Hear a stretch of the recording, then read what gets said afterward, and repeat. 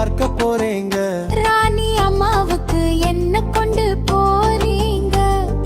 ருசியான லட்டு கொண்டு போறேங்க. குறுக்கே ஆறு ஓடுதே, எப்படி போவீங்க? ஆட்டுல படகு விட்டு அக்கறைக்கு போவேங்க. போகும்போது பசி எடுத்தா என்ன செய்வீங்க? பையில லட்டு இருக்கு, எடுத்துன் பேங்க.